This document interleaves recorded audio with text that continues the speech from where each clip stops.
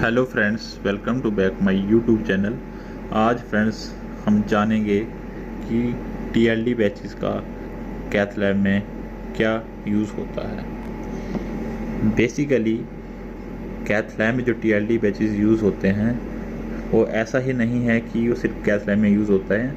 ये जहाँ भी रेडिएशन एरिया होता है वहाँ पर इस्तेमाल करे जाते हैं।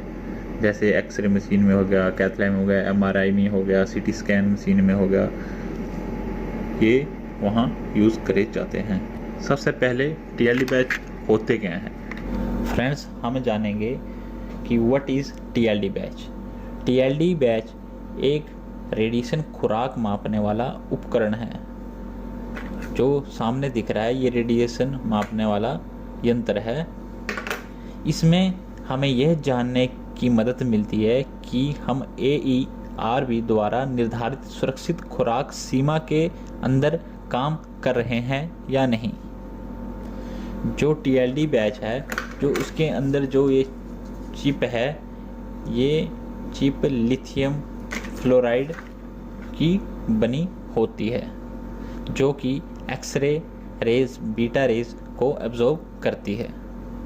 अगला नेक्स्ट है कि जो TLD बैच है इसे हम कहाँ शरीर में लगाते हैं या हम इसे कहाँ रखते हैं।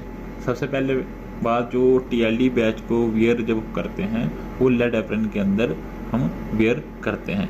लेड एप्रन के अंदर इसलिए वियर करते हैं, इसलिए अंदर रखते हैं ताकि जो हमारा रेडिएशन का एक्सपोजर है वो हमारे शरीर को कहीं नुकसान तो नहीं पहुंचा रहा। कभी भी TLD बैचेस को लेड एप्रन के ऊपर नहीं पहनना है, ये खासकर ज़्यादा हमें ध्यान रखना है। जो हमारा TLD बैच है वो वेयर इसके हाथ वेयर करना है, जो भी इसकी कैसेट है इसको इस चिप के हाथ नहीं रखना है, वो हमेशा इसके अंदर इसमें डाल के ही हमें लेड एप्रन के अंदर वेयर करना है।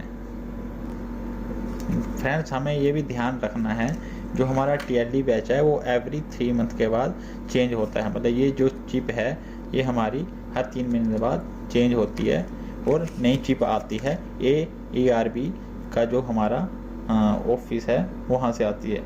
AERB हमारा एटॉमिक एनर्जी रेगुलेशन बोर्ड है, वहाँ से ही चेंज होके ये आती हैं। जो इसका गवर्नमेंट ऑफ इंडिया ने जो इसका ऑफिस है वो मुंबई में है। फ्रेंड्स, अब नेक्स्ट आता है कि हम TLD बैचेस को कहाँ स्टोर करके रखें। मतलब जब आप कैथ लैब से हम बाहर आ जाते हो तो आप ये TLD बैच को कहाँ रखते हैं। इस TLD बैचेस को हमेशा कैथ लैब रेडिएशन एरिया से बाहर ही रखना होता है। जैसे आपका कंसोल रूम हो गया या ऑफिस रूम हो, वहाँ पर ही आप रख सकते हैं। अगर गलती से आपका ये TLD बैचेस 1% मानो कि आपका कैथ लैब में रह गया तो आप इस TLD बैचेस की इंफॉर्मेशन आपको लैब में देनी होगी और ये रेडिएशन ऑफिस में आपका ARB ऑफिस में फिर से चेक होने के लिए जाएगा।